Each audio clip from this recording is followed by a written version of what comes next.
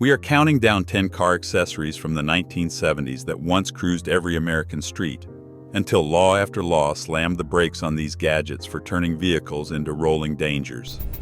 From innocent-looking upgrades that seemed just for fun, to mods so risky they made headlines and sparked outright bans.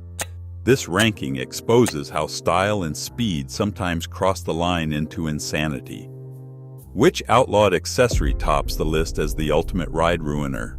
Stick around, because number 1 was a gadget almost everyone had on their dashboard back then, and today it is a felony in some states just to own one. Let us kick things off with number 10. Number 10 on the countdown is musical car horns. In the late 1970s, it was not enough for your horn to simply blast a warning. Drivers wanted a show. Aftermarket kits let anyone blare out Dixie, La Cucaracha, or charge with the punch of a button. The trend exploded thanks to the Dukes of Hazzard, turning streets into a circus of clashing tunes and confused drivers. But these horns were not just loud. They could mimic emergency sirens and cause chaos for dispatchers and first responders. Cities hit back with tough noise ordinances, and police began issuing citations on the spot and even ripping the horns out during traffic stops. What started as a harmless prank quickly became public enemy number 1 for anyone who wanted peace and quiet. Blue dot taillights look like pure hot rod magic. Just drill a hole in the lens, pop in a cobalt glass gem, and your brake lights glowed an eerie purple. At night, these cars slipped through city streets, their signals blending with neon signs and streetlights. The problem? That purple haze made it almost impossible for other drivers to tell when someone was stopping. Patrol officers started handing out equipment violation slips as fast as the mods appeared. One minute you are cruising, the next you are getting pulled over for a taillight that is more show than safety.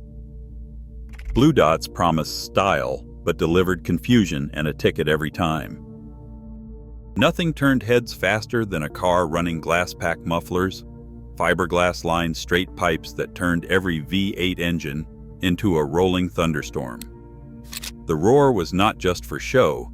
These mufflers dumped sound straight out the tailpipe and often pushed the needle past legal decibel limits. Neighborhoods grew tired of the constant racket, and cities started enforcing noise ordinances with a vengeance. Cops handed out fix-it tickets left and right, forcing drivers to swap out their cherry bombs or risk even bigger fines. What started as a badge of rebellion ended up as a target for anyone tired of losing sleep.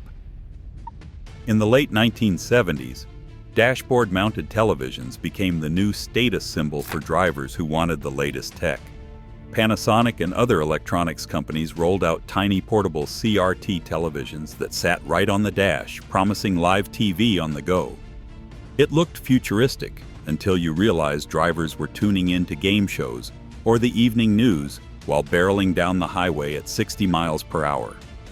Safety experts sounded the alarm almost immediately, warning that a glowing screen in a driver's line of sight was a recipe for disaster. Lawmakers moved fast, passing strict bans on any screen visible to the driver, a rule still on the books in most states. The front-seat TV craze fizzled out, but it set the stage for today's distracted driving crackdowns, long before anyone dreamed of texting behind the wheel. Smoked headlight covers promised a slick, menacing look, but on the street they turned cars into rolling hazards. These dark plastic shields clipped right over the headlights, cutting forward illumination by nearly half. Engineers measured up to a 50% drop in light output. At night, that meant your car could disappear into the darkness, nearly invisible to oncoming drivers and pedestrians. On back roads or in a sudden storm, the risk doubled. Drivers couldn't see far enough to react, and the headlights' beams often scattered or pointed off target. The Department of Transportation set strict standards for headlight brightness and alignment, making these covers illegal for street use. All for a style that looked cool in the parking lot, but left everyone guessing what was coming at them once the sun went down. The single-leg bumper jack earned its nickname the hard way. These jacks came standard in trunks across America, promising a quick fix for a flat tire, but their design was a disaster waiting to happen. All it took was a patch of uneven pavement or a shaky hand, and the car could slip off the jack in an instant. OSHA records from the late 1970s document a steady stream of crushing injuries. Mechanics and backyard tinkerers were pinned under tons of steel, all because a jack shifted or tipped. The only thing holding up your car was a skinny metal post and a notched ratchet, barely stable on a good day. The industry finally moved to safer scissor jacks, but not before the Widowmaker left its mark on garages and driveways across the country. Knockoff wheel spinners weren't just a flex, they were a hazard waiting to happen. These metal ears stuck out from the center of wire wheels, spinning at full speed as the car rolled down the street. It didn't matter if you were just admiring a ride at the curb or riding your bike a little too close. One wrong move, and those spinning blades could slice into a shin or ankle before you even saw it coming. That is how they earned the nickname Shin Busters. Reports from the era told of pedestrians gashed open and cyclists knocked off balance by these flashy, razor-edged accessories. The danger had nothing to do with the driver. It was everyone else who paid the price. Federal safety rules finally outlawed sharp, protruding wheel parts, making it illegal for any accessory to extend past the fender. Style was king in the 1970s, but with knockoff spinners, the cost was blood on the sidewalk. Jacker shocks took the muscle car craze to a dangerous new level. Drivers pumped up the rear suspension with air shocks, lifting the back end 5 or 6 inches higher than stock. The look was pure street attitude, fat tires stuffed under the fenders, nose pointed down and ready to race. But underneath the style, physics had other plans.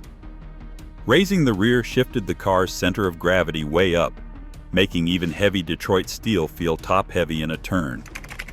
National Highway Traffic Safety Administration crash data from the late 1970s started to show a spike in rollovers linked to modified suspensions.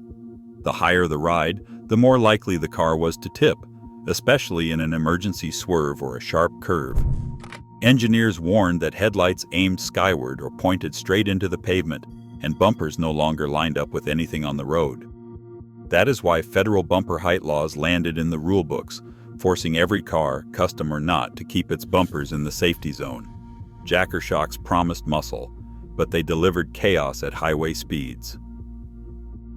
Brodie Knobs looked innocent, a simple spinning handle bolted to the steering wheel, promising one-handed control and a dash of outlaw cool.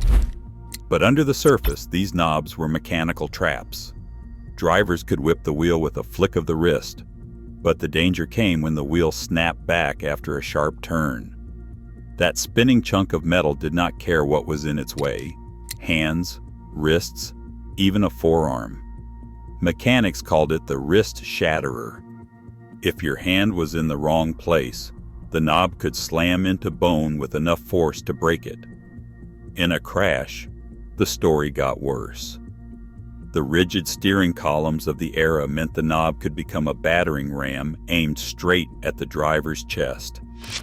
State after state started banning them for street use, citing control issues and a growing list of emergency room visits. For all their style, Brodie Knobs left a trail of broken bones behind the wheel. The Fuzzbuster was not just a gadget, it was a declaration of war against the speed trap. After the nationwide 55 miles per hour speed limit, drivers lined up to buy boxy radar detectors, slapping them on the dashboard like a badge of rebellion. The device promised to sniff out police radar before a patrol car even crested the hill. Smokey and the Bandit turned the cat and mouse chase into legend, and everyone from suburban dads to long-haul truckers wanted an edge over the law. But states like Virginia and Washington, D.C. were not having it. Lawmakers wrote strict statutes making it illegal to use or even possess a radar detector in your car. Get caught, and the consequences were immediate. Police would yank the Fuzzbuster out on the spot, and hit you with a hefty fine. In Virginia alone, state troopers smashed hundreds of confiscated detectors every year, turning public destruction into a warning for anyone tempted to cheat the system. DC police staged amnesty days, inviting drivers to surrender their gadgets before the next crackdown. Traffic attorneys of the era called it a legal gray zone, one where the device itself was contraband and fighting the ticket rarely worked. Even today, truckers face stiff federal penalties if they are caught with a radar detector.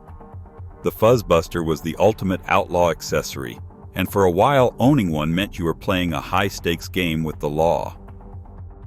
Across all 10 outlawed accessories, one truth is clear: style and speed once ruled over safety.